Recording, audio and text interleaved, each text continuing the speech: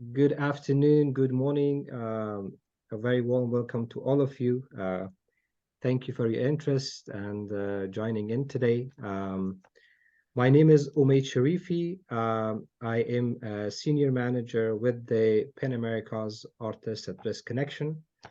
I have another hat. I'm also the president of ArtLords, which has a very interesting story that I will share with you throughout this 2 hours. ArtLords is based in Afghanistan, Turkey, in Virginia. We are an art management organization working with artists in Afghanistan and South Asia. So today I'll be moderating the session, and I'm very happy that I'm joined by Molly and Chris from Upwardly Global. They will have a presentation which will continue for 90 minutes, and then we will have a question and answer session. And then we will have Ketmar that will share her lived experience for another 15 minutes. And then we will have another question and session at the end. So hopefully we will have a 2 hours session of getting a lot of information from Outwardly Global and also answering to your questions. A little bit about Onwards. It is network of organizations that are supporting artists, writers, journalists, activists. And I have to read the names of the organizations that are coordinating and supporting this initiative. So it is a project of the U.S. Protection Group for Cultural Rights Defenders and Human Rights Defenders. So basically what happens is all these organizations who are supporting artists, activists, journalists, they created this informal network to provide opportunities once those fellowships, those support ends. So this is a networking opportunity, sharing of information, and finding ways that we can support these activists, artists, and journalists beyond those fellowship and support times. The project is coordinated by Ithaca City of Asylum, and it is supported by Cornell University's Migrations Global Grand Challenge, part of the Global Cornell with funding from Mellon Foundation's Justice Futures Initiative. So that is a bit of the information about Onwards. A little bit about me. I've been on both sides of the line, as I always say it. I run my own organization, which is in Afghanistan, was in Afghanistan until August 2021, when the Taliban took over. So I was forced to leave my country. And then this is the time that a lot of these organizations who are on this network of Onwards, they supported me to get out of Afghanistan, resettle here in North Virginia in the United States, and then continue working with ArtLords. And at the same time, I managed to get a job with Pan America's Artists at Risk Connection, which somehow puts me on the other side of the line, that now I am, as a senior manager, helping a lot of artists and activists who are in these vulnerable and weak positions in and around the world. So I have a lot of experiences that I can share from the time that I got the support and now how we are supporting and how I did the transition in the last 2.5 years. I'm happy to answer any questions and then connect with you after the session ends. I'll provide my information, and I'm happy that everybody's here today. So with further ado, I will invite Molly and Chris to start their presentations. Wonderful. Good afternoon, everybody.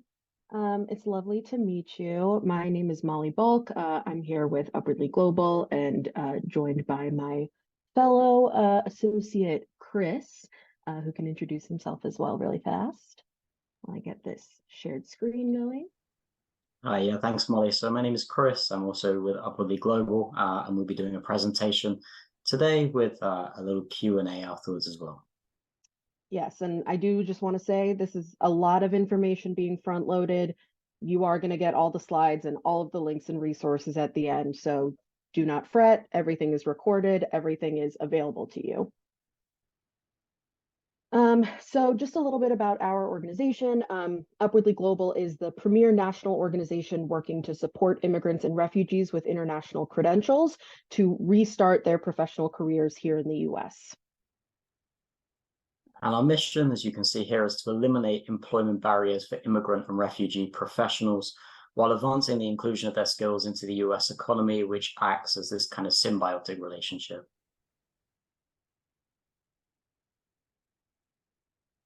So like I said, Chris and myself are going to be presenting about these topics today. A little bit about myself. I'm here in New York City, and I used to be a teacher for 5 years in the New York City public school systems, working with a lot of children who were who had parents who were immigrants or who are immigrants themselves, as well as afterwards I really decided I wanted to continue doing some nonprofit service work, and now I work as an employment services advisor, which is fancy name for a job coach. And my group that I work with is primarily folks who are in what's called special tracks. So that would mean I work with folks who have been in education, law, government, nonprofit, and journalism positions. So I have a little bit of experience there, and I'll let Chris talk about his experience as well. Yeah, thank you, Molly. So my name is Chris. I'm also an employment services advisor or job coach with Upwardly Global. My job seekers are primarily based in the New York area, and I myself am in Pennsylvania. My background is within education and nonprofit, so a little bit similar to Molly. I have worked in a high school previously and also in nonprofit community development, as well as coaching with things like sports on the side. And I'm happy to share some of this information with you today. Wonderful. So just to go into today's agenda a little bit, like I said, we're going to, welcome you in and provide a little bit of context as to the kind of work that we do and why we're doing it. We're then going to go into a big, long presentation about how to find the right kinds of jobs and how you can be spending your time while you're in the job search. And then we'll follow that up with a very quick discussion, question and answer session for anybody to answer questions. However, we also do have a parking lot for questions that we've created as well. So if you are on your phones, or if you have one device and another that has a QR code scanner, you can go to this link. The link to the Q&A parking lot will also always be on the bottom of this slide. It's on a website called Padlet. And just to quickly show you what it looks like. So this is our question parking lot. So as we're going through this presentation, if you have questions, if you have thoughts that you want to discuss, you can put them into here. You just click the little plus sign, or you can click the plus sign over here, and it will allow you to type in any questions that you might have. We've also separated it into questions that you might have for different portions of the program, including for Omaid and for Ketmar later on. And then we do have all of the links in here as well, which, as you know, will be shared with you, but just to make sure that you have another point of access to them too. So we will be monitoring this throughout the session as well, and we can comment with some answers to your questions if we can answer them in the moment. So again, like I said, all the resources in this slideshow are hyperlinked, and the slideshow will be shared with you shortly after. It's also linked into the Padlet, so lots of areas to be able to access.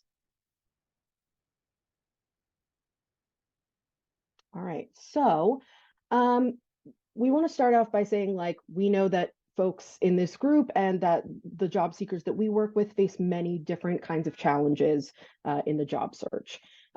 We have a lot of, I have a lot of job seekers myself who really do not know where to start, right? And that's a big aspect of being able to start, is knowing where to start and what kind of strategies to use to find jobs.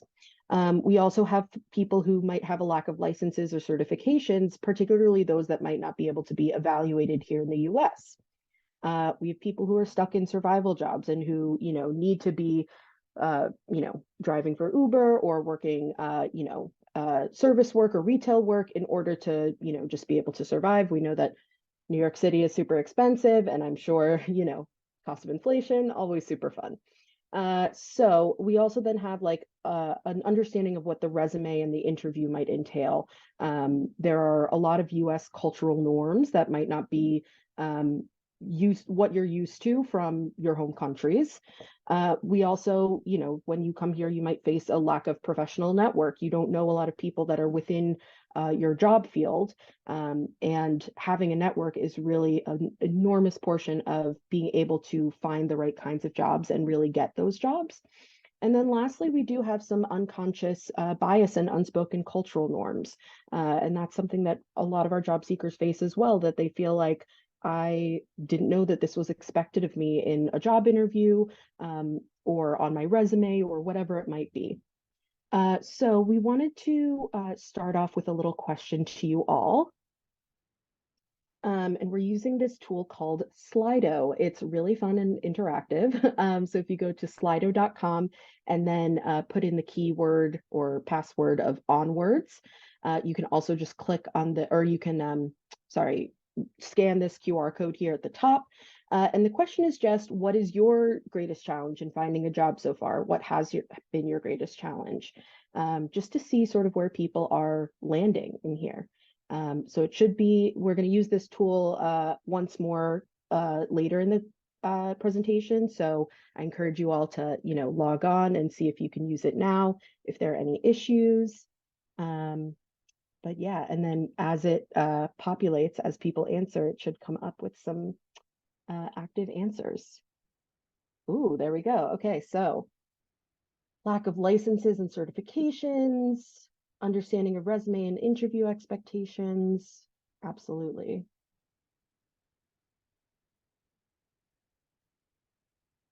And if anybody is having any issues accessing any of these links, we can always, put them in the chat, or, let us know if you need anything. Thank you, Carly, for putting the Slido link in the chat as well. And I can see that the job search strategy and not knowing where to look are starting to come to the top here as these votes come in. And thankfully, that's something that we will be addressing today throughout the presentation. That really will be the main theme. I'll wait for a few more answers to come in as people are getting settled in.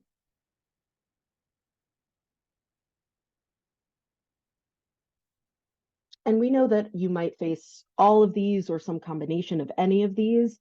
We're thinking about what is, you think, the greatest challenge at this point as you're starting your job search. It's definitely also hard to know where to look because, jobs are obtained in all different kinds of ways throughout the US. So definitely understand that as well.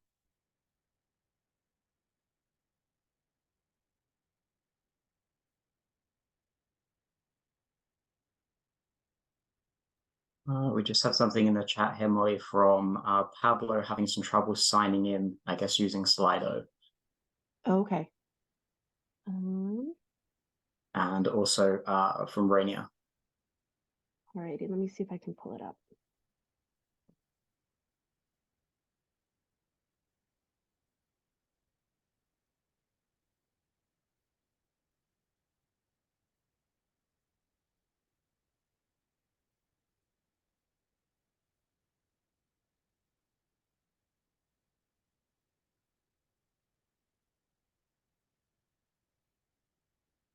And just while you're looking into that, I'll just reiterate to those that are just being admitted into the meeting that this portion is being presented by Upwardly Global, myself and Molly. You can use the QR code in the top left to access this interactive element. But if you are having issues with that, feel free to drop them in the chat there, as Carly has said as well.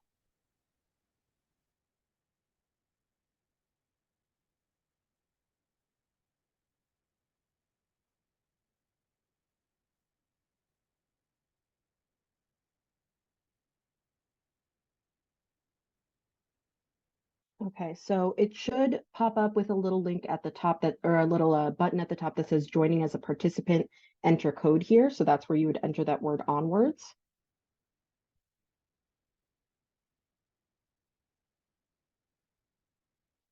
So yeah, again, hopefully there will not be as many glitches next time, but if there is, we can switch to moving things into the chat as well as that is needed.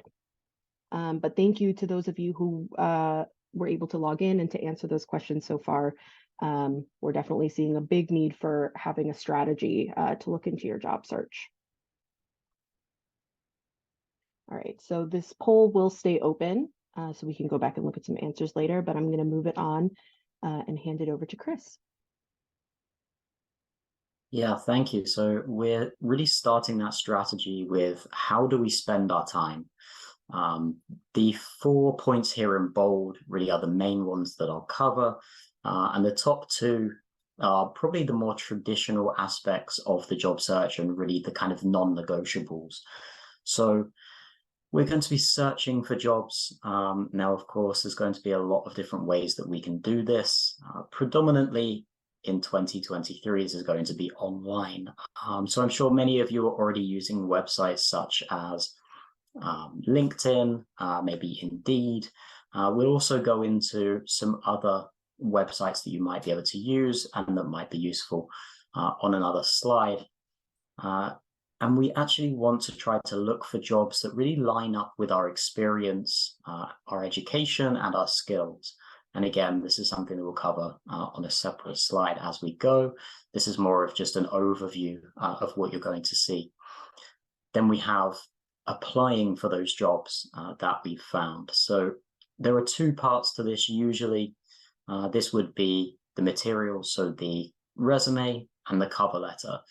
We want to have a strong foundation of a resume, but we may also need to actually customize that as well. And that also goes for a cover letter. And you may well apply for these jobs on the websites that we speak about, or you could do it through a company's website as well, just for that individual company rather than a job board. The next 2 points are something that you might be doing on the side. So we have ongoing education and skill development. We might want to kind of retrain into something else. I'm aware a lot of you are writers, poets, journalists, artists, and so on. You may be looking to do something slightly different. So that ongoing education and skill development might be learning something new. It may be something that you need to just upskill as well. So you may have a foundation or a base for this, but you just want to improve upon a certain skill.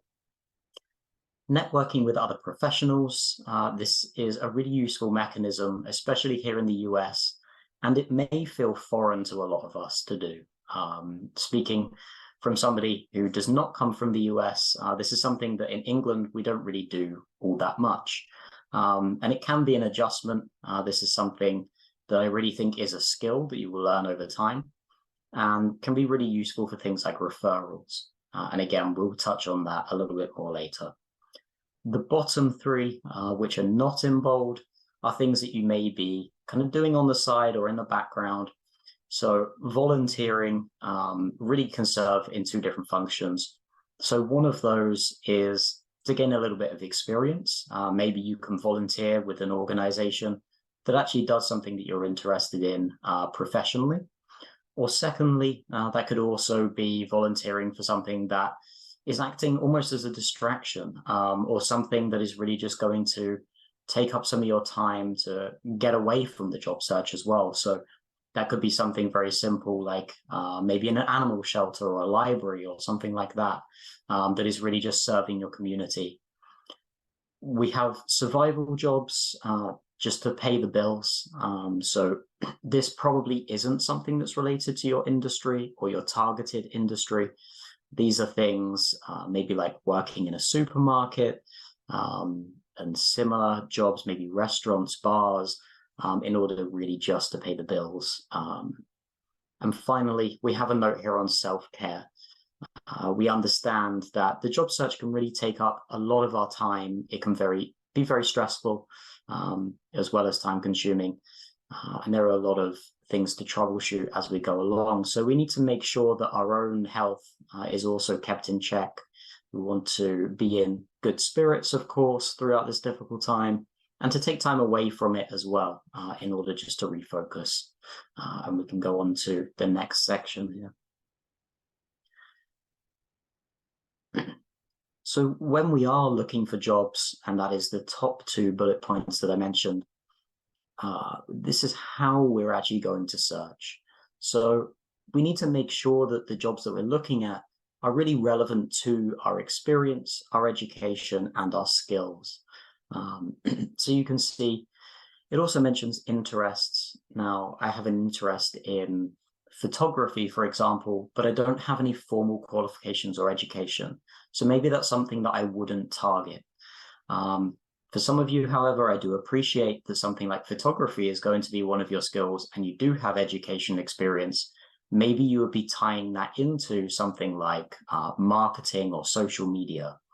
We want to make sure, again, this lines up with experience, skills, education, and your values as well, potentially, if that is something that you are interested in or consider a big part of, who you are working for. On the right-hand side here, I believe this is something taken from a job description, and I'll let Molly say a little bit on that. Yeah, so I just wanted to point out that, knowing where to start, you can sometimes feel kind of stuck. Like you're like, I know how to do one thing. I'm not sure what keywords I could even use to transfer over to other skills, which we're going to talk about in the next slide as well. But if you're having trouble sort of just knowing where to start, ChatGPT is actually something. I know that AI is, all over the place right now, but it actually can be really helpful as a tool to use. I think for generating this word cloud, I put in something to the effect of, I'm a former teacher who, wants to get a job at a corporate organization. What keywords should I use in my resume? Something as, sort of like simple as that. And it came up with all of these words that I then put into a word cloud generator just to make it a little more fun and be able to see what words were used most often. So finding, the keywords that you can use to be searching for these jobs, it can be something where you can be using, you should use all the technology that's available to you. And if you don't feel comfortable with ChatGPT yet, Google is also a great place to go. But in terms of talking about transferable skills, we've also created a really great resource to help you sort of understand where your current skills, right, from your previous positions might be transferable for other positions. So we created this skills transferability table. And again, this is linked in the presentation. You'll get a link to it as well. So the way that this table works, and I'm going to just sort of show you how to walk through this table. Each tab represents a general category of profession. So I know that we have some wonderful artists in this group. I know we have some journalists and we have some academics. And these lists that you're going to see in these tabs contain compatible professional careers. Now, I will give you the caveat that, of course, this isn't to, say that like every job on this list is going to be perfect and it's going to be the exact right type of thing. But we do want to show it to you just to show like that there are options, right? That there are compatible careers. We also, I filtered it to the median hourly wage of over 25 because we do want a living wage out of these positions. The number of estimated job postings for 2024, and then the compatibility score. This is based on a system called Lightcast, and it is, and they use what's called ONET connections, which is the office that assists with jobs and careers and things of that nature. So again, you can look at some of the occupation data and sources, but I'm going to go into here as well.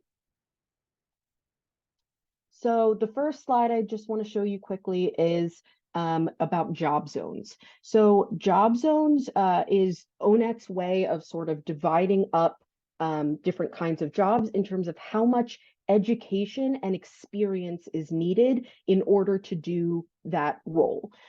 So job zones in job zone number 5 might be something like a doctor or a lawyer that requires extensive experience. If you're a neurosurgeon, it requires extensive experience and education, all of those things.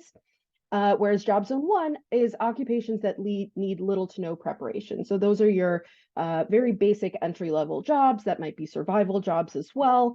But those are going to be, ones that don't need as much preparation. We know from experience and from, if you look at the jobs in job zone 1, you'll notice that a lot of them are very underpaid, right? So what we wanted to do here is show you the jobs that are listed in both Job Zone 2 and Job Zone 3, because these are things where if you are considering a career in any of these fields, and again, they all have these job codes that you can look up as well. If you are considering any of these kinds of careers, then you can more easily get into that field because it doesn't have quite as much preparation required. So I just wanted to, note that that is also there as a resource. And then we go into our tabs. So again, this is pulled directly from this website called Lightcast that looks at the job market as it is currently and analyzes a lot of data from there. So like I said, I filtered it out so that it's median hourly earnings over $25 an hour. And then you can see here that a lot of these do have many estimated annual openings for, the year of 2024, which is very fast coming up. And then we also have the compatibility index, which I have limited it to only roles that are over 80% compatible, which you'll hear the percentage of 80% once more. And again, this is not meant to be like you can only do these careers or you can or you have to pick from one of these. This is simply to give you some ideas of some related careers or some related jobs that you might be able to do with the skill sets that you already have. And to be able to show you that there are options and it is feasible to find a new position, even if it's not exactly what you had been doing before. So that is the section on fine artists. Most compatible career for journalists. I thought this was very interesting. Chief sustainability officers, and then academics as well. So like I said, this is linked already, and you will get access to this at the end of the presentation, or you can go into the Q&A link. And then the other linked area here to be able to really understand the job market and to understand your industry is the Upwardly Global Industry Guides. So these are industry guides that Chris and myself and our teams respectively have created or modified for our job seekers. So if you see here, it will say industry guides by COP. COP means community of practice, so industries that are somewhat alike. The industries that you're likely going to want to look in are the special tracks fields. But if you are interested in any of these other roles, definitely feel free to look in there. Chris's specialty is BLO, which is Business, Logistics, and Operations, and he can tell you all about it. It's a great team as well. But just so you can see in here, so the Special Tracks team, this is actually the education guide that I created, and there's some great information on here about just sort of how to join the industry and what it looks like here in the US. A lot of, I do hear from a lot of my education job seekers or academic job seekers that they're like, I don't even know how the US education system works. This might be a good starter place to look. It has a lot of information about how to work in different kinds of school systems, a certification checklist if you need to get certification, things of that nature. Again, I know this is front loading a lot of information. Feel free to peruse these at your leisure. I'm just going through it quickly right now so you know the resources that will be available to you after this. So that is a really great way to help explain sort of the nuances of what you might be seeing within the job market and in the industry. We hear a lot of times like, oh, the job market for my field is just awful. And, we want to acknowledge that that can be true in terms of, the job market in the US being what it is. But there are ways to find meaningful jobs that, do provide a living wage. And so we wanted to help start you with just some ideas of where to begin.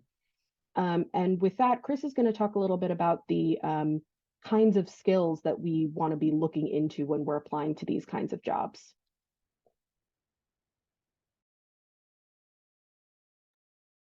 Yeah, thank you, Molly. So this is going to, relate to the previous slides. I want to take a little bit of time on this one to explain the differences between hard skills and soft skills and maybe where we can actually find these and how we identify them. So first of all, we're going to be reading a lot of different job descriptions.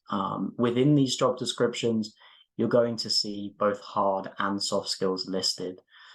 Generally, within the responsibilities and the requirements, you'll see what we call hard skills. So these are generally skills that are work-related or vocation-related that you've obtained through education or experience. These are generally technical skills. These are things to do with specific industries that may be transferable to things that are similar or related, but not necessarily across every industry. So I've given a couple of examples here in blue. We have something like social media management. Now, this might be useful for marketing. It could also be useful for obviously social media management itself for a specific company. It could be useful within PR. It could be useful within communications. And this is something that is quite transferable between a lot of different markets that my job seekers in particular are looking at. And this is within the artistic world, it's within BLO, which is business, logistics, and operations. And as I mentioned earlier, that does include marketing. The other two are slightly different examples. So we have technical drawing. Again, this may well be a skill that some of you actually possess. If you are, an artist or something like that, this is something that might be useful in an industry such as architecture. Now, of course, if we're looking at the different kind of job zones that Molly mentioned in the previous slide, marketing and architecture are going to be within different zones. Now, marketing you can probably get into with a base understanding of social media, of marketing concepts, and so on. This is probably going to be easier to get into than something like architecture, where you will need some kind of certification and most likely a degree. So technical drawing can be transferable, but it is maybe a slightly more specific and harder skill to use outside of what you currently do. So when we're identifying our skills, maybe we want to put them into different categories of transferability. So by that, I mean, marketing is one that is easy. Social media management is maybe one that is easy to transfer, whereas something like technical drawing is maybe a little bit harder because there are less industries that actually utilize this.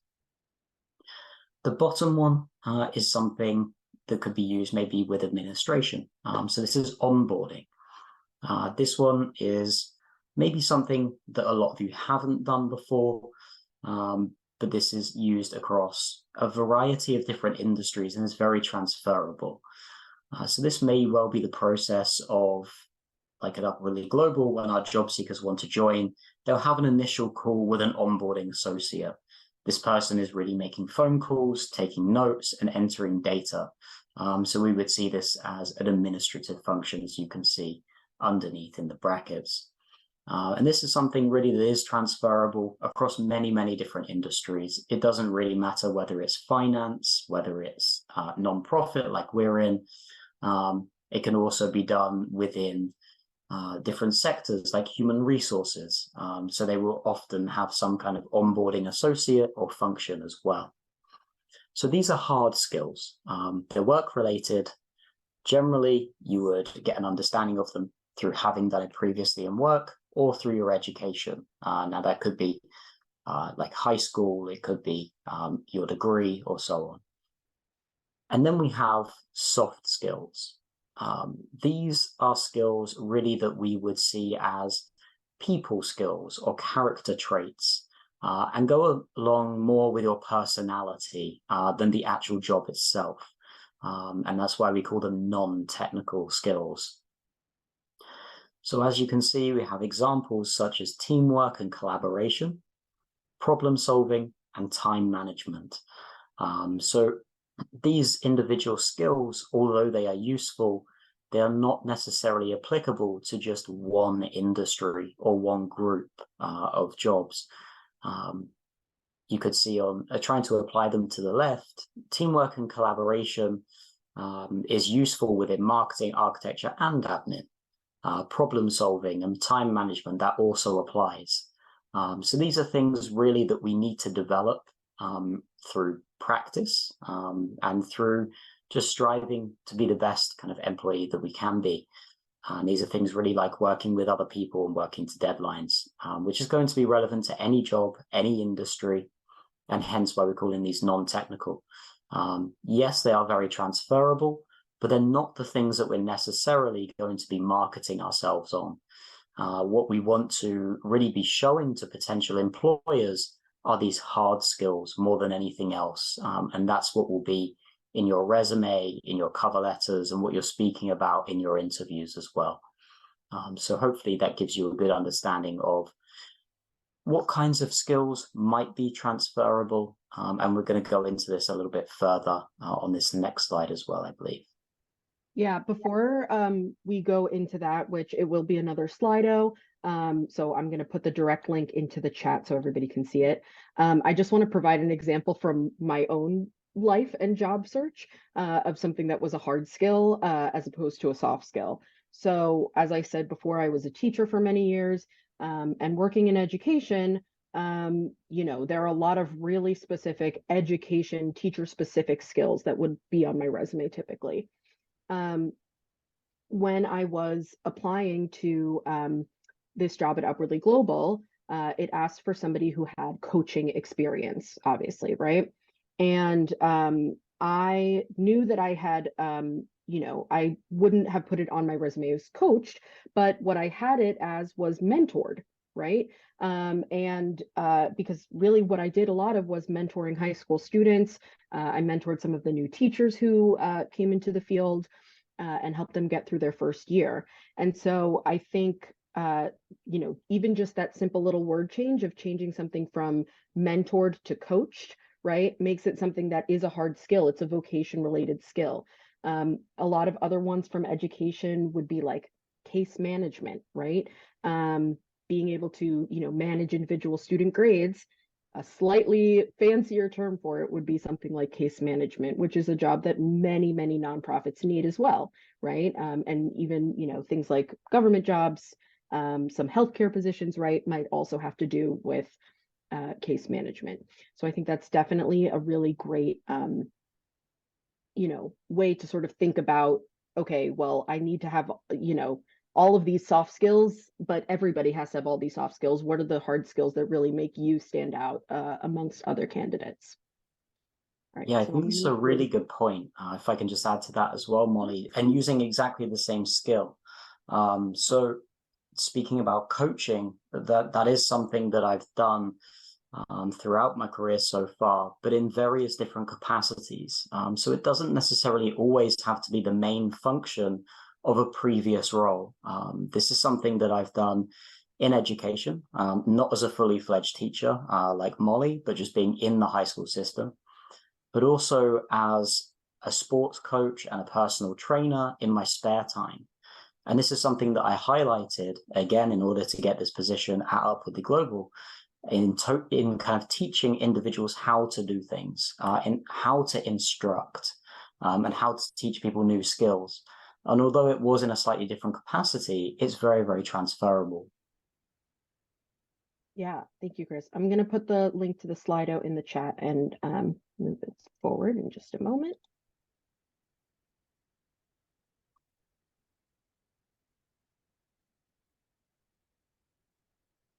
Chris, do you want to introduce our question as well? Yeah, sure. So again, you can access this with the link in the chat, or you can use the QR code on the left. Just make sure to put onwards as your keyword there. So now we want to ask you about your skills and what you think might be transferable. I'm aware that many of you are coming from backgrounds such as writers, journalists, artists, poets, and so on. I want you to think about those professions and what you might be able to do in the future. So what are some hard skills from your experience or your resume that you think could be transferable to other jobs? And we would, of course, encourage you to think outside of the box. So, all right, we have video editing. Yeah, I would say that video editor is, you know, maybe a position title. If we change that simply into video editing, that would be a skill in itself. That's fantastic. Let's see what else we get coming in here. I will Project say management. using the link in the chat goes directly into the presentation question. So it might be a little easier for folks who weren't able to access that first question. Okay, great. Yeah, so we have project management. Muralist is an interesting one we have here. I think the project management is definitely going to be transferable into many, many different kinds of industries. We have administrative skills, proofreading, a great. What I would say is organizational skills that we have there is probably more of a soft skill. We want to try to make that a little bit more specific to make it into this hard skill that we're looking for. So that could be managing deadlines or something like that within maybe a project management scope, and making sure that everything is on time. Or maybe we're organizing people, in something like human resources. We have research, mentoring, data analysis. These are all great things that you could be adding, to your specific resume, whoever has put that as their answer. We have photographer, journalist, writer, video editor. Again, I would just make sure that these are the actual skills rather than the title of the position. So maybe this would be photography, writing, video editing, punctuality. Again, this is to do with time management. I would say that is a soft skill. Maybe we could use that in a different capacity. Again, I'll go to human resources, whereby maybe we're keeping track of other people's punctuality with employees. Teaching is great. I want to also touch on one that was put into the chat, which is translation and interpreting. So this is a great skill to have for many of our job seekers, and we actually encourage you to, in your key skills section of your resume or wherever you'd like to put it, that you list the languages that you are fluent in or that you feel comfortable enough working in on somewhere on your resume as one of your skills. Some people are concerned that it will be not be an asset to them, but in fact a lot of places want to hire more multilingual people now just because of how our nation is growing. Definitely, so I think that's really great to include on there as well, both the skills of translation and interpreting, and also the languages that you feel comfortable working in. Yeah, just looking at some of these that are coming in, there are some great ideas and some things that will relate to certain industries. So we have managing inventory, that would relate to kind of logistics, to operations potentially. We have counseling, which can relate to either education or nonprofit. Project management is a really wide one that can be applied to many, many different fields. Mentoring undergraduate and postgraduate students is obviously geared more towards kind of Molly's industry group, but it also falls under things like study abroad potentially as well, those kind of programs. And internal communications is great. That could be a human resources function. It could be communications. It could be PR as well, so public relations. So these are all really fantastic ideas. Keep those coming in, and maybe we can revisit this kind of as we go as well. Yeah, and I just want to point out also, as Chris said, the main reason we don't want to include soft skills on there is because on your resumes in general is because the hope is that everybody has those skills, right? They might ask for somebody, every job description has like, we want communication, right? Every job wants somebody who can communicate with other people, but it's the job skills that are going to set you apart from people are those hard skills. So thank you everybody again for sharing, and please continue to share your thoughts. It looks like we have some little tabs up here as well. Oh, nice. Yeah, so writing, research, and teaching are coming up a lot. These are things that might be useful, obviously teaching within education, but you can see in jobs like ours as well, where we're teaching people career skills. It could be useful in things like account management, where you're teaching clients how to use a technology or implement a certain strategy. We have writing, very, very transferable, could be good in public relations, could be good in communications and so on, marketing as well. Yeah, and I want to say also for teaching, a field that I know a lot of my former teacher pals have also looked into is instructional design, right? Which is a really important, field. It's sort of the idea that when you go to work for a corporation, you have to go through trainings, and there are people who design those trainings, and that is something that requires a teacher's touch. So I think that can be a really interesting career to look into as well. It's something that I considered myself as well.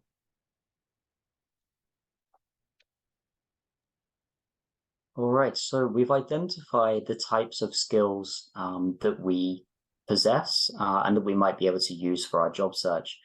So we're going to link those to different industries and different jobs. And you can certainly use the previous slides that Molly presented, going on to ONET and use the related kind of searches there. That will certainly help you to find jobs that might be relevant to your skills. And then we can actually use both position titles and skills in our search. So if we go onto a website like Indeed or LinkedIn, these are two that many of you are probably already using, we could type in something like social media manager as a position title, but we could also type in social media management, which is a skill. Two very, very closely related terms here. We could also search for maybe account management, as a skill rather than account manager. We have a list here of other websites that maybe you can use just as ideas. So Indeed, LinkedIn, and ZipRecruiter are probably the top three websites that I will recommend just to find jobs of all different kinds of industries. And these are ones that you're likely to be already using. As we go down, they start to differ in nature. So number 4, Idealist, and this is idealist.org, is a website that is really for one specific industry. So this is specialized to non-profit jobs. Within non-profits, of course, there are going to be a variety of functions. They could be dealing with immigrants, refugees, and asylees like Upwardly Global. They could be dealing with food insecurity and hunger, or a wide range of different issues. And within each of those issues and those companies, there's going to be a range of different roles available, of course. So that does keep your options open, even though it is just nonprofit. I will say also for Idealist, it is their branding is sort of as a social impact jobs, and they also have volunteer positions as well. So if you're hoping to do something like that and maybe work your way into a full-time job, that's a great place to look for organizations as well. Definitely, yeah, that's one of my favorite websites to use, actually, at least for my own search previously. Number 5 is Flex Jobs. So this is one really that just promotes jobs that can be done from home or be done remotely. We also have Glassdoor and the Muse that again are slightly different. Glassdoor is also very useful for finding out information about individual companies. So if you want to do some research after you've applied or before you apply, Glassdoor can certainly be useful for that as well as the actual application itself. What I would also say, just on a side note, is that I would probably also apply on companies' websites. And I think we will touch on this as we go. But somebody did mention in the chat earlier about not getting responses from websites such as Indeed and LinkedIn. We do have other kind of avenues that we can use. So let's say you wanted to apply for a job with Upwardly Global, you could apply through Indeed or LinkedIn, but you could also apply through our website. The same applies for any company, really. They'll tend to post it in a variety of different places. So you can try to see if you have a different level of success using different methods.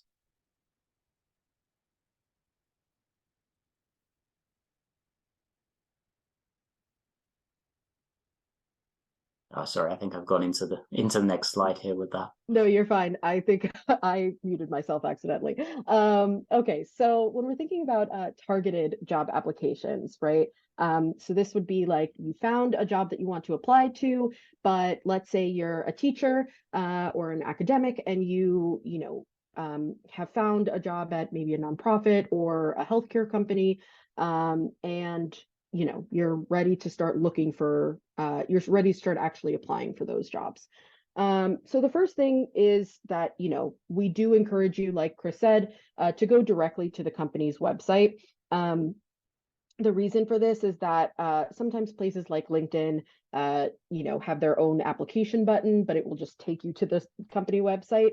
And other times, applications that come in through different sources are not always seen by recruiters or by the people who are hiring for those roles. So make sure to read about the company that you're applying for as well. While you're there, take a little look and see, sort of what this company is all about. That's going to help you tailor both your resume and your cover letter, which is a skill that we're going to talk about later as well. And then we encourage our job seekers, as you're, getting into the job search, to try to apply to a few jobs per week. Now, I will say, as I say to all my job seekers, 3 to 5 jobs a week can be a lofty goal. You might see that and be like, I don't know if I can do that. Totally fine and fair. Start with trying to do 1 application a week, or maybe switching off with finding jobs and then applying to them each week. But the jobs that you're looking for is really what we're concerned about, right? We don't want you to waste your time on applications that you're really not right for those positions, right? Because we want your application to get seen and for you to get the job. So we recommend applying for positions that are no more than 2 weeks old. If it's been posted more than a month, it means that they're probably not looking so much at those job postings anymore. You also want to look for roles that you are at least an 80% match for. So remember, I said 80% was going to come up again. But you want to look for jobs that, we see a lot of people who don't want to apply for jobs because they're not 100% perfect for it. There are many companies that still want you to apply and still want to see what you can bring to their organization, even if you're a little bit less of a match, right? There are very few jobs that are going to match up perfectly with what you were doing before. The goal is that you have a majority of the things that they require or that are in the job description, so that you have a better chance of actually being seen, right? And obviously you want to be looking for jobs that are in your priority industries as well. We Sorry, also, Molly, do you mind if I just add something on that as well? Yeah, go ahead. Just kind of from personal experience, and we did mention this a little bit before, applying to things that are maybe an 80% match. It doesn't have to be a job title that you've done before. So I had never been an employment services advisor. I'd never been a job coach specifically. And I had actually just used these skills before of coaching, instructing, educating. And this comes from having worked in a high school, having worked in nonprofit development, in having done things like personal training on the side. I had never done this specific role, but my skills were maybe around an 80% match. Thank you, Chris. Yeah, no, that's totally true. I also did not have employment services advisor on my resume at all. So yeah, it's, and we also do see, and I want to just name this for everybody, we do see that there is a high percentage of women who do not apply for a job if they don't think that they have met 100% of the requirements, whereas we do have a lot of men who feel comfortable applying for jobs that they are only 60% really matched up with. So I do just want to name that for my folks on here who are female or non-binary or of an other gender, that it is really important that you look at the job and say, can I realistically do most of the things on this list that they're asking for? And if that's the case, there's no harm in applying. And then lastly, and Chris will talk about this a little bit later as well, but you want to create a system that works for you, so that you can track your applications. This is really important because you're going to start hearing from different, positions and things like that. And you want to make sure that you're hearing from, I apologize. You want to make sure that you are, checking in and continuing to contact those folks from the jobs that you applied to. I am going to pause this screen sharing for just a moment, just because my computer's about to run out of battery. But hopefully, as I do so, Chris, you should still be able to speak to this as well. Yeah, absolutely. Yeah, sorry, I was just on mute there. So we, of course, want to create a strong resume. This is going to act as a foundation, and we may need to customize that for any given job description. And this is what we really would advise. So again, we're looking at quality over quantity. We want to make sure that we're applying for roles that are relevant. And we want to show all of these transferable skills that we're previously speaking about. Now, why do we actually need to do this process of customization? First of all, this is to show your qualifications and your experience, making sure that they link up with the job description. Secondly, this is to do with technology. So today in 2023, a lot of human resources departments are using technology to help them. So let's say that PepsiCo, for example, a very, very large company may have posted a position. They may have 1,000 applicants. Now, their human resources department most probably doesn't have the capacity to read 1,000 job applications, resumes, cover letters, and so on. So there are technologies that can help them. One of those would be an applicant tracking system, or ATS. Now, you will hear a lot of rumors about these. There's a lot of misinformation, but basically what this type of software and program can do is have the job description in here. It can pass the resumes through it and do a rough kind of cross-reference to see how good of a match a candidate is for a particular role. As far as we are aware at Upwardly Global, it cannot reject an application through this, but it can maybe rank the candidates to see who is the best match and who maybe should be kind of chosen for interview and who they should communicate with about the position. So we want to make sure that we have the right keywords. We can identify these from the job description, and we don't want to take entire sentences. You can see the point on the bottom left here. We don't want to invent things to put on our resume. We just want to highlight some of our experiences.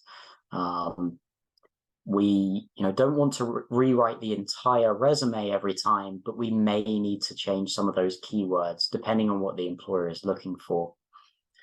We do have a resume template in the bottom right, which you're welcome to look at when you do have these materials. And then I believe we're also going to go into, oh, here we go. Yeah, so you can see that template. It's a really nice kind of clean layout. We have all of your contact information at the top. We have a summary, key skills, and your professional experience. And then at the bottom, you'll likely have education and professional development. Just worth noting, maybe at the top under the key skills, this is where we're speaking about those hard skills. And actually, that's laid out very well. This is what I would usually do, maybe around 6 key skills, plus any technical skills, so computers.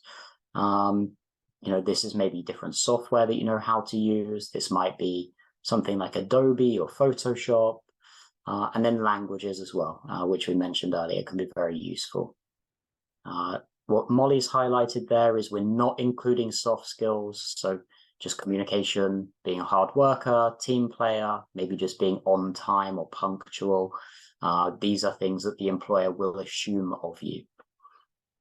Yeah, and I do just want to say this template is available to you. We're also going to show you an example of what this looks like. So if you're like, I want to know what results and duties I would put here, I'm about to show that to you. So I apologize. Again, my second screen was like, I can't handle this much battery life. So we're going to go, I'm working on one screen now. All right, so in terms of actually customizing your resume, how are we going to do this, right? We find a job that we like, we're ready to apply for it, but we don't quite know where to start. So you don't only want to look at the qualifications on a job description. You also want to read the position summary, the responsibilities, the requirements, the preferred skills, all of these sort of general headers that might be in the job description, you do want to read through. And what you're going to read them for is those key terms or skills. I use Adobe Acrobat to do this. You could also print it. You could also just, mark it for yourself, write it down somewhere, things of that nature. But what you're going to do first is find the most important key terms and skills to highlight. You can also use the online tool that we talked about earlier of using a word cloud generator. You can just copy and paste the job description right into a word cloud generator, and it'll give you the words that are populated most frequently. The second thing you're going to do is open up your resume on your computer, and you're going to use Control F or whatever search function you have to find the keywords and phrases that you already have in your resume, and then which ones you don't. So you're going to maybe highlight the ones you don't have on your resume in a different color. You can also, again, if you're doing this on paper, you might just, write a different column of which ones are, or cross off the ones that you already have and things like that. And then lastly, what you're going to do is find places to insert those key skills and terms. Again, this is not about rewriting your resume. This is not about reinventing yourself and lying. This is really just a way of putting your experience in their words, right? And that's the way that you're going to be able to pass through these ATS systems, right? Because they're going to see that a lot of the key terms and skills that you have match up with what's on the resume. You want to remove any irrelevant experience. So if you're applying to a job that is, more focused on, let's say, nonprofit work, you're going to take out some of the, job descriptions for things that aren't related to that, right? And again, you can use your best judgment on this. We always recommend your resume being one page, but so, if you're trying to narrow it down, I would take out anything that is pushing it over the 2-page limit that really isn't relevant. And then you want to add those useful common phrases to the professional summary and to bullet points as needed. Okay, so I just went through this seemingly easy 3-step process, and now I'm going to actually show you what that might look like. So I have taken one of my actual job seeker's resume here, obviously taking out the details. So this is Joe Job Seeker.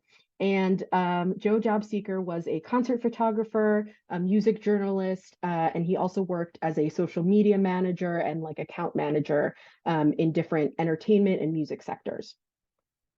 So we're going to go through his resume in full, but then we also have this account manager position that we found. So this is at a magazine that's, near-ish by us in New York. And I know that he has some media experience.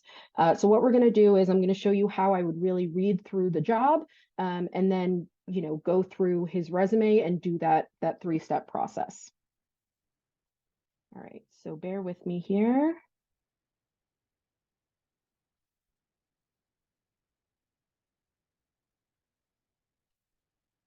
All righty, can everyone see that I have 2 screens next to each other? Or 2 windows next to each other? Good, okay, I'm gonna thank you, Chris. I realized I wasn't actually looking to see if there were thumbs up. Yeah, All right. I can see 2 screens. Great, thank you. All right, so we're gonna look at his resume first. And both of these, both the PDF of this and the Word document of this sample resume are located in the Q&A link as well. Thank you, Reza. I appreciate it. So his resume includes working as a editor and photographer of a magazine, which is why, when we were looking at magazine jobs, we figured that might be a good one, right? He also worked as a photographer on an international cruise line. He worked as a community manager in a media branding company. So this is something that's going to be really important, probably, as we're looking for an account manager, right? working on advertising and marketing services for digital media. And then he worked as head of content for a big music festival producer. And then this is an area that I think a lot of folks are hesitant about. This would be his additional work experience section. So as you can see, all of these roles that we have listed above are roles that are related to, his chosen profession. Host and barista at a cafe is something that's not related to his profession. It's his current survival job. So he does put it down lower under the additional work experience section.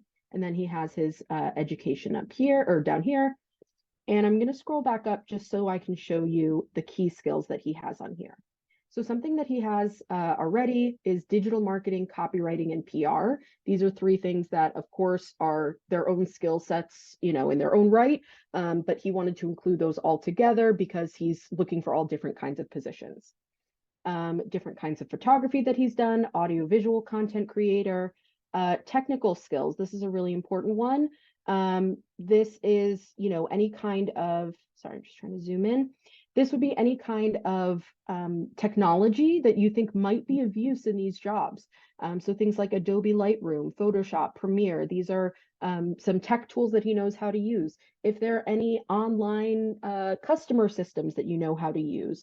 I know that for us, we've used Salesforce before. If you know how to even use Google Drive, right?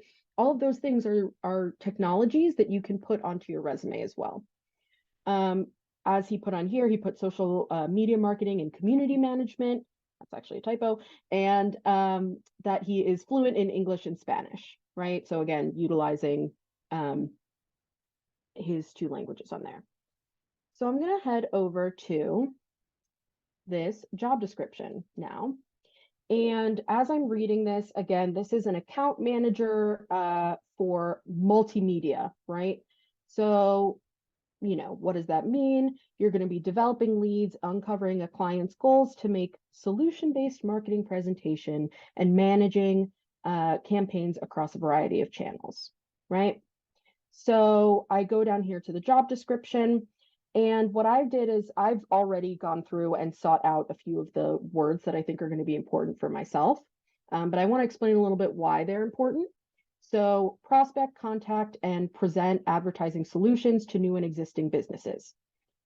The word businesses, there's a reason that I didn't include it in this highlighting because it's not as needed, right? It's not an actual skill, right? It's not something that they're specifically asking that you are, a business person, right? Whereas prospecting, contacting, and presenting are all things that are actually skills, right? So if it's a verb, right, that means it's probably a skill as well. So I want to make sure that these three words individually or in some form or another are used somewhere in his resume.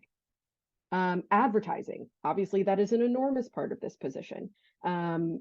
But the word solutions, right? Advertising solutions might not need to be in there just because it's not quite as relevant to,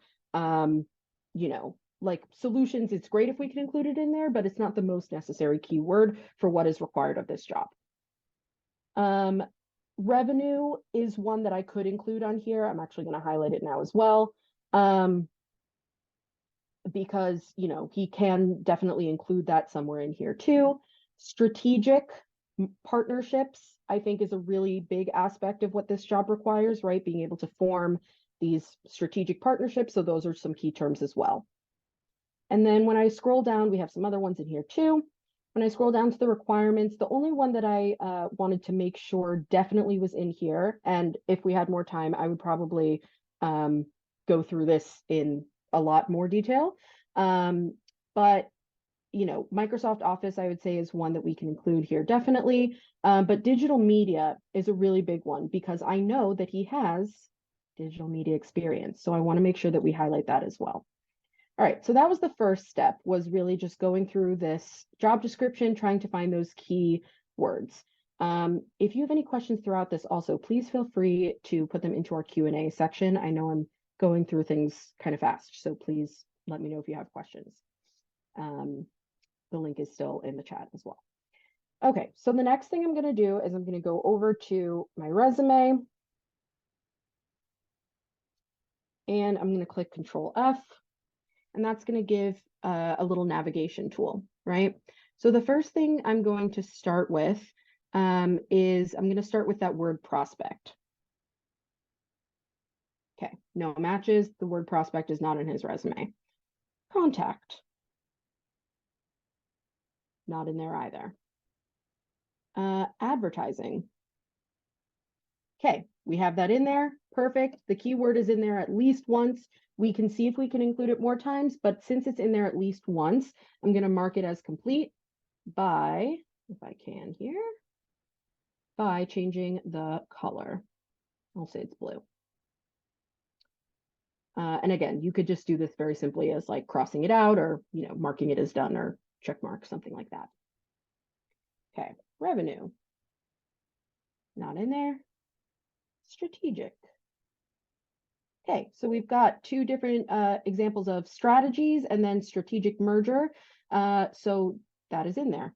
Wonderful. We're going to mark that one as blue as well. And let's try partnerships. Partnerships is not in there, just parties. All right, so client. Nope. Relationships. Nope. And then let's try sales. Okay, we've got two of the word sales, right?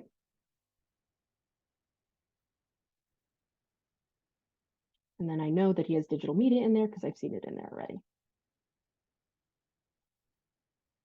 All right, so what I'm going to do now is I'm going to take these green words and I'm going to see where we can insert them into his resume. I do see that there are some questions in the chat. Okay, great, thank you. And Chris, feel free to also interrupt me if there's a question that comes up. So we do have, let's see, our first word here is prospecting. All right, so we're going to look at his roles and see if there's something where he might have been prospecting different businesses, right? So I might look in here and say crafting content for both Colombian brands and all these different kinds of brands. I might just literally put in the word here, prospecting. And presented, crafted content, right? Very simple little change. All I did was, check off a couple of different words, but now I have two more of those key terms in there. Okay, revenue. Let's see here.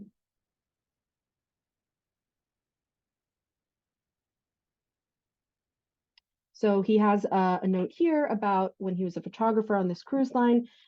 He delivered personalized assistance during the point of sale process, achieving one of the team's highest sales per session rates. If I was coaching this job seeker, I would obviously be telling him all of this information, but just for the purposes of showing you all for right now, what I would do is put achieving one of the team's highest sales per session rates and increasing revenue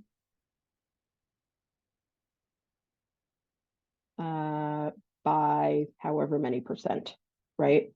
And that's something where, again, using these kinds of like big numbers like this, numbers draw the eyes right to them. So never a bad idea to try to quantify, the success that you've done, even if it's things like taught classes of 30 plus students, right?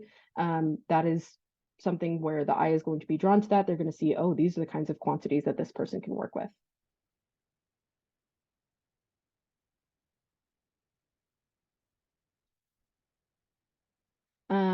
And then I'll do one more. So partnerships. I might put that one also into this bullet point and just say something like, developing long-term relationships with stakeholders and partners. So again, just for sake of time, I want to make sure that we can get to everything, but this is just a very brief example of how you might go through and make sure these key terms are all used throughout your resume. And I always say also, if you don't get to put them into the resume, you can always put them into cover letters as well, right? And if you don't get to all of them, if I don't get to put Microsoft Office in there, that's probably not going to be the reason that, like somebody would overlook this, right? It's really more about including these big key terms in the job description because it's asking what you're going to be doing in the future. So showing that you've already done those things makes you a good fit for the role. All righty, so I'm going to pull up my slides again.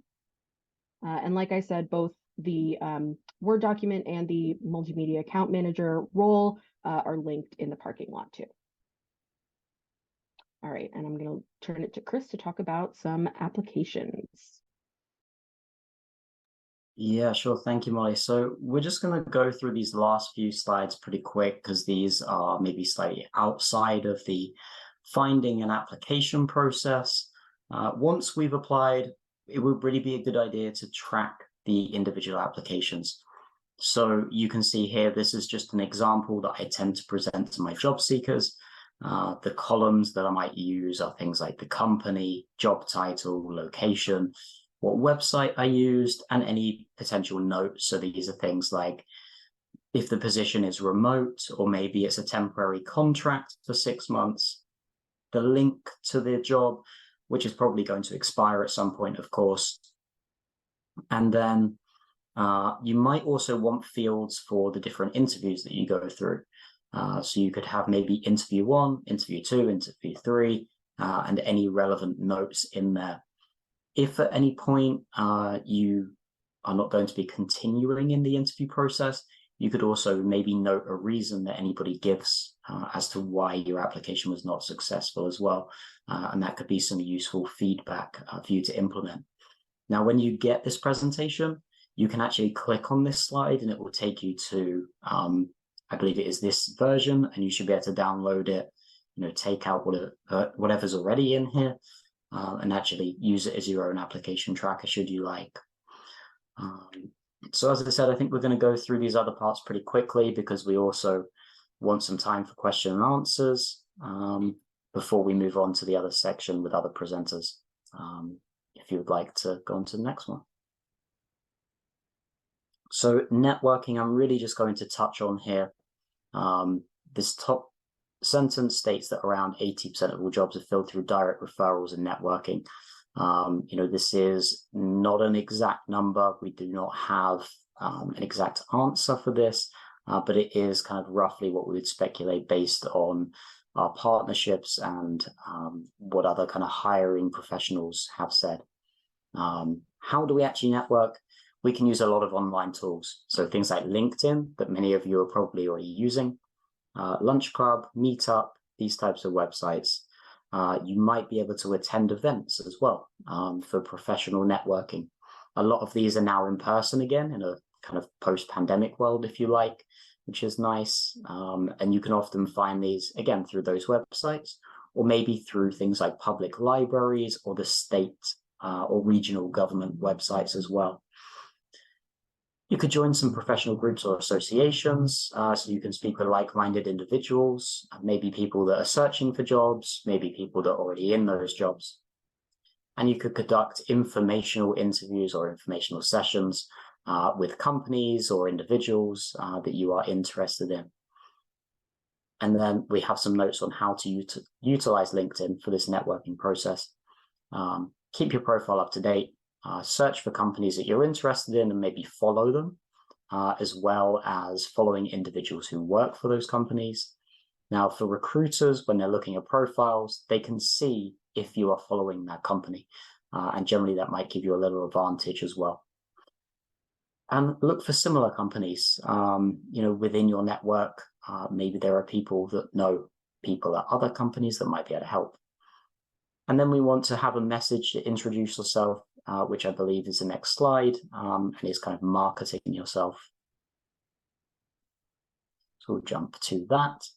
So here we have an example of a networking message and an elevator pitch.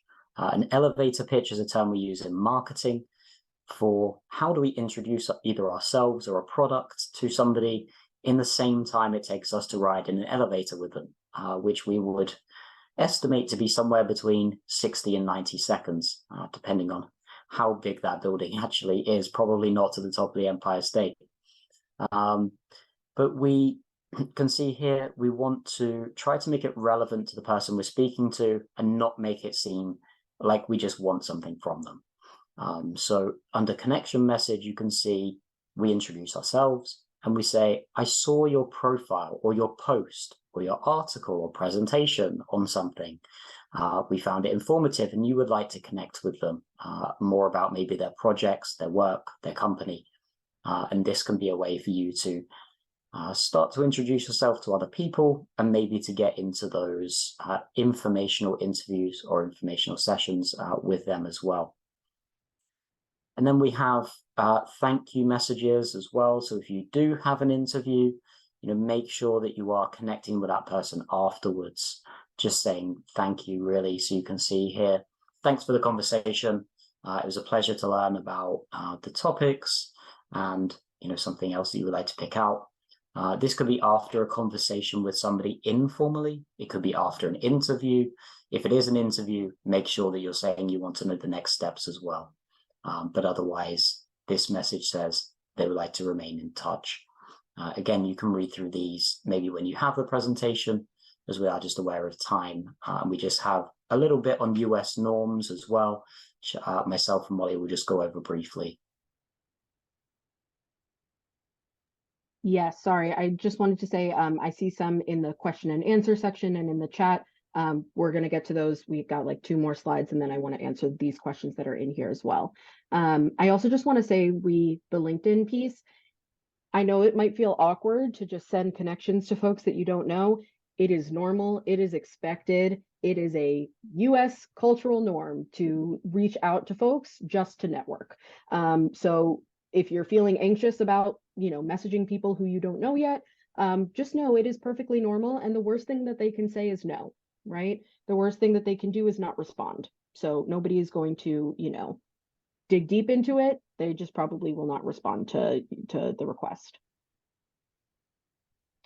So some other workplace culture aspects we want you to be aware of: professional communication, keeping things clear and direct in your emails, and be mindful of contacting colleagues outside of business hours. We do get folks who, email us at all hours of the night, and we want to make sure that to respect people's time and make sure that you are you can expect, things usually during business hours. You can expect responses during those business hours. Again, respecting people's time. It's considered impolite to be late or to not show up to a scheduled meeting. So always err on the side of over communicating, and let people know if you are, if you need to reschedule. Chris, do you want to go into the next few? Yeah, sure. So we really want to show people about our skills rather than tell them, our projects, previous works, portfolios, and so on. It's very much an evidence-based culture. We want to avoid, maybe offending people, making sure that we're not making personal or political comments or jokes, especially with people we don't know. While it may be appropriate with colleagues that we form longer-lasting bonds with, we don't want to do it kind of upfront or in the workplace. And then awareness of different gender identities and expressions. Now, I'm aware this can be a sensitive issue within different cultures, but we do want to make sure that we are being sensitive about this. You may well see pronouns after people's names, and it will be assumed and kind of asked that you will just adhere to people's preferences on that.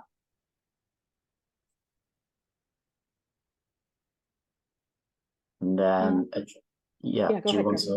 So just addressing your co-workers, kind of a similar issue, make sure that you know whether they are Mr., Mrs., Ms., so on, just making sure, again, we're being polite and kind of adhering to their preferences. And I'll let you do the final 3 and I'll review something in the Q&A. Sure. So thinking about the dress code, it's totally normal and okay to ask about dress codes if you're not sure. Depending on your company or the place that you're working, the expectation can be more formal, or it can be more business casual, or it can be more casual. So, definitely make sure that you check in with that and, make sure that you know what to expect when you walk in for the first day. Every company or organization is very different. Depending on where you work, the workplace culture can be very different than places you worked in the past. And even, as I said, going from teaching to this, totally different worlds. So be open to adapting and asking questions. Everybody likes when people ask questions, I promise, because you want to make sure that you are doing the best that you can to really understand your place within the workplace and make you feel more comfortable as well. And then lastly, sexual harassment prevention training. This is just a note to be aware of, that most companies will require you to take a sexual harassment training. Usually this is something that's delivered online, or it's a short presentation, just so that you know that that is something to be aware of. So that is the end for our presentation portion. I know that we've had a few questions already in the chat and in the Q&A section. I'm going to have Omaid generally moderate. There was one that I told somebody in the Q&A section that I was going to answer for them. Yeah, thank you, Molly and Chris. A lot of information. Appreciate this. I'm sure all our participants are learning a lot from this. I did get some of the questions, so I will read it through. I would like you guys to take notes, and then maybe we can. I saw that there are responses to those questions in the chat boxes, in different chat boxes, but I think some of those questions are very important for the whole team to hear from you. So I'll go through the questions, and then maybe we will hear from you. Question about paying to create a CV. So there was a question that sometimes it's very expensive. What do you recommend? Are there any free apps or websites that you can create a professional CV?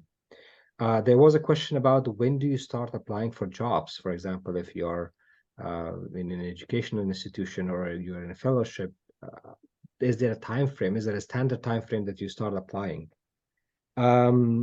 We have a question that the person has many skills and had a lot of jobs like teaching, entertainment, and stuff like that. So do you make different CVs for different jobs and the past experiences that you had? We have another question about there's websites like Canva that styles your CV. Is it professional to use those applications and websites? In one of the CVs that you shared, there were no references. So when is the time to share those references? Do you put it on your CV or it's during the time of the interview? And last question that I have is about paid sites, job sites like LinkedIn and Indeed. So how do you recommend this? I know, and it's very expensive as well. So these are the questions I have. But for all our participants, if you have other questions, please use the Q&A session, the chat box, the parking lot. Write down your questions. I'll be happy to read them. And then Molly and Chris are here for the next 9 minutes to answer to those questions. Yeah, I'll jump in about some of the resume things. That's probably one of my kind of specialty areas. So I really wouldn't necessarily advise paying somebody to write your resume, purely because you know your skills and your experience and your history better than anybody else does.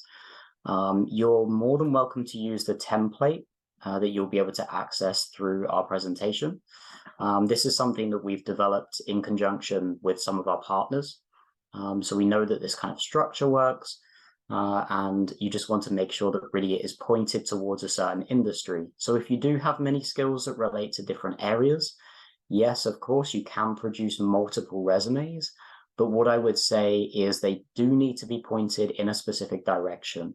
You don't want all of those skills kind of on the same resume and looking at different jobs. You want to make sure that if you have skills that relate to, let's say, marketing, for example, something I've said before on here, you want to make sure that you're including only those kind of skills and not ones from another area. If you do want to apply to another area, create a separate resume, make sure it's relevant to that. And then things like Canva and other websites that can maybe make them look better, again, I would avoid. This is purely because it might not get through some of the technology. These are things like ATS, so applicant tracking systems. That technology might not be able to read your resume anymore. So we avoid things like graphics, text boxes, and any elements really that it might not be able to read, because it really just reads directly left to right, and doesn't include anything that isn't text. So I would definitely avoid those. There are some industries whereby you might want to just kind of jazz it up a little bit, maybe with color or bold or something like that for more creative jobs. But I would also advise having something like a portfolio ready to present, and maybe you could have a link for that on the resume. That's maybe more how you would show your creative side. Yeah, and just to add to that, again, there are all of these ATS systems, but also there are systems like screen readers that, they need to be able to recognize text where it comes from. I had one job seeker who put her application in a bunch of bubbles, and it was really unreadable. And when you had a screen reader read it aloud, it wasn't understandable. So we definitely recommend having it in like a mostly text format, but feel free to play around with fonts. I mean, having like a more modern font is definitely not a bad idea. And again, play around with sort of like as Chris said, where things go. I do recommend, I think this was a question from earlier, having the skills up at the top of your resume.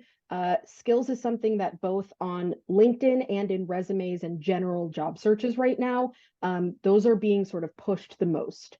So it's no longer really about education and where your educational background is.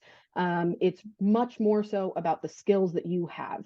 And I can say with certainty that LinkedIn, they actually use the skills section to show recruiters, right? Like, here's a list of all the people that have tagged that they have this skill, right? So that recruiters can reach out to you and things of that nature. So that's just to know that, they do push that a little bit harder in their algorithm. So it's really important that those skills are highly defined and, able to be seen right at the top. Yeah. Oh, we also had references. So that one, again, we don't want to include references on there for two reasons. One is it looks outdated. And two, we don't want to be sharing other people's personal information freely. If your references are going to come at a later stage, and generally speaking, these are now going to be references purely from your previous companies or institutions, where you're having your education, and not kind of personal contacts. So they will ask for that when they need it during the hiring process. Yeah, they'll usually ask you for a list of references. So you can have that prepared as a separate document, but it's not going to generally go on the resume. Yeah, something that I answered in the Q&A, just so everybody sees it as well. How long should your resume be? Yes, generally 1 page. If you have loads of experience in a certain area, maybe it does go over that. But we would say if you're transitioning into a new area, it probably only takes a page. Number I want two to speak to also the jobs sites that were listed on there. So LinkedIn and other paid subscriptions. LinkedIn Premium, it does have a subscription. I'll be honest that it's, you get many of the same features with regular unpaid LinkedIn as you do with LinkedIn Premium. LinkedIn Premium is really more so to look at insights into the companies that you're looking at. And to see who the hiring managers are in some cases. But other than that, I mean, I would definitely suggest at least having the free profile. If you're finding that you really do want more of that information, it's not unworth it. But, definitely start with the free versions for these websites as well. And there are many, many job boards that you can look into, even by field or industry, that are also free. Thank you, Molly and Chris. We are right perfectly on time. This is amazing, and I think we have responded to many questions that I had noted. And still, if there were pressing questions, we have a 10-minute time slide at the end of this session. after we hear from our next guest, then we can take those questions as well. Yeah, At this sorry, session, Omaid, if anybody yes, wants Chris. to put questions into that parking lot Padlet, we can also type in there maybe slightly longer answers, like while there's other things going on too. Perfect. Thank you, Chris, for that. For this next section, I think we will stop recording. Is that right, John? Which is really cool and something that not a lot of states have. I'm not sure how many have them, but that's something to look into as well, is anything that offers like sort of an alternate pathway, foreign educated, anything of that, will provide you with some alternate steps to take so that you don't have to also redo a lot of the same courses and things like that over. I want to also speak to, we've had some people asking us for contact information. Like I said, I did put the Upwardly Global link in the chat. If you are interested in joining our career coaching program, we'd love to have you. There are some eligibility requirements, certain visa types and things like that. And you obviously, you do have to have work authorization. So that's something that we do require as well. But again, you can look on the website for that information. If there are questions after this presentation, I would advise you to direct them to Onwards, and then Onwards, if they're, job questions that are specifically for Chris and or myself, we can answer them that way. So yeah, that's definitely a possibility. We're happy to, continue answering and things of that nature. And then in terms of government jobs as well, that was the second part of the question. There are some government jobs that do not require a green card. Again, you might have more luck looking into things like NGOs, into civil service jobs. I will say a lot of, and I know this just because I'm in New York City, but like city and state governments often have less visa requirements and hoops to jump through than federal government jobs. So looking into state positions and city positions, like I know New York City does not require green card, they just require work authorization for many of their positions. Definitely recommend looking on the smaller, more local level as well. So just wanted to share that about government jobs too. Chris, Molly, thank you so much for all the information. Before I close this and thank everybody, John says we have 3 more workshops in the planning. So there's one finding fellowships, and there's one on emotional and physical well-being, and there's a professional networking workshop which is coming. So I encourage you all, please make sure that you sign up in our mailing list, look out for Onwards emails, and join these workshops. I think the guests who are coming in, they share a wealth of knowledge, and you can definitely benefit from that. So if there's nothing else, we are on time. Thank you everybody for your time and being here, and a special thanks to Jonathan Miller, who is coordinating this efforts. A lot of work is going on into this. So thank you, John. Thank you, Chris and Molly. Thank you, Kitmar. You